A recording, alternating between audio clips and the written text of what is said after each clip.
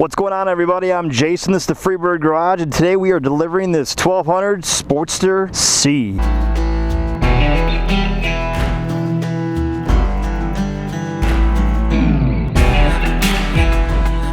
I am on my way to deliver this Sportster 1200 to my brother. Just got done and doing the last little bit for him here on this taillight. The last video, put it up here.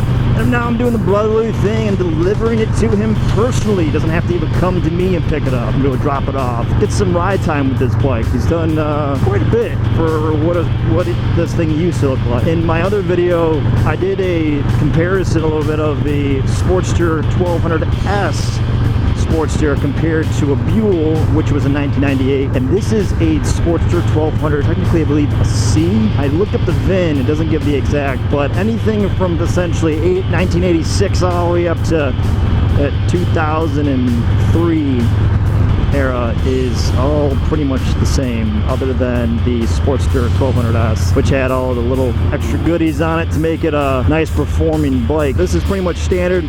Single disc up front, spokes in the front and rear, the standard dampening shocks up here. Kept this design, didn't change anything other than the 883 and the 1200 motor being different sizes, a paint job here and there, anniversary, whatever additions were out there. Pretty much the tried and true is that they stayed. Moving forward now with my brother's design here, when he got this bike, it was original but had some backstory to it. I'll get to the backstory a little bit later. Now, the original part, he had the buckhorns. That's pretty typical for the 90s Harley. He replaced those with polyurethane up here. And then he obviously went with a 6-inch riser, or these might be 5.5.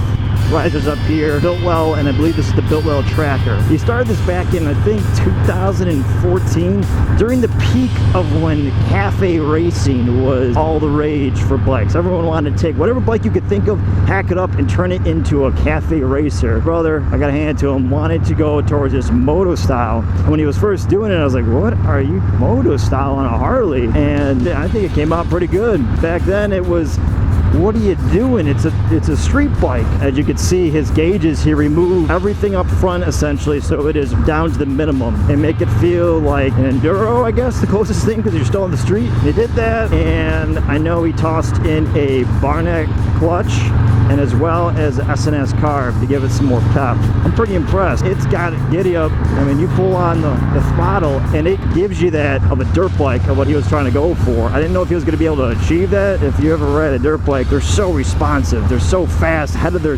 times. Whenever they were coming out with stuff, they always had essentially the latest and greatest for suspension and everything else. He was trying to copy that because he's rode dirt bikes all his life. That's what got him into doing that style. Of course, he's got a tracker pipe that's down there as well by Kooker Engineering.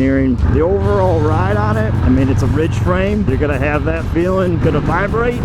That's just normal. Cool about these old Sportster ridge frames like this, bombing the corners, I mean, as long as you're confident to go in there and you know how to do the corner correctly, they hold very well, in my opinion, for what they are. I'm not having inverted or anything. So yeah, this Barnett clutch that he's got in here, get on it, you can feel the front tire just wanting to pop up. These older Sportsters are a blast though to ride. I mean, you can't get more simplistic in a Harley than these. And the wiring that he removed was already minimal for what this year's had. The way he's got it slimmed down, it just feels so light. Tracker phase right now and racing, this thing feels like it's ready to go around a dirt track right now. It just wants to just let the rear tire loose and get around there. It's awesome. As you get more comfortable riding them, it's just more fun around each of these corners, as long as you don't have someone in front of you. This is also a fantastic starter Harley for if you're trying to learn to wrench on one, or if you're trying to just get into one. They go for $5 to $6 grand in our area here in Michigan. The cool part is if you're getting into that kind of Sportster, your mileage shouldn't be that big of a deal because you can get parts so relatively easy for these bikes. They've produced these for so long and the aftermarket's so strong that it's a very comfortable bike that you can get into confidently, knowing that if there's a part that's bad, you can find it either on eBay or somewhere like JP Cycles or any of the small aftermarket companies that are reproducing a lot of these parts. This is a great years to go with on these ridge frames. The backstory